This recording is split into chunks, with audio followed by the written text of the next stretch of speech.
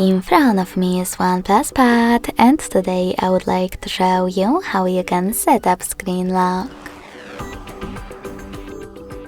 First of all, go into Devices Settings and scroll down just a bit to access Password and Security. Now click on Lock Screen Password and pick one of those password types: numeric, alphanumeric, or pattern. Following that, you need to wait 5 seconds and choose Continue in the pop-up.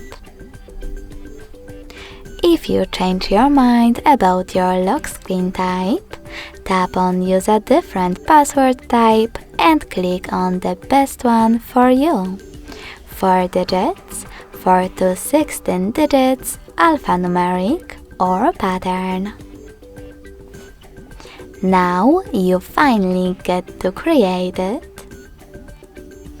and repeat it in order to confirm it. In order to add your face data right away, select Add in the pop-up and follow all of the instructions from your screen. I will go with Cancel though. So now, when I switch off my screen, then turn it back on, I can see that pattern is now required.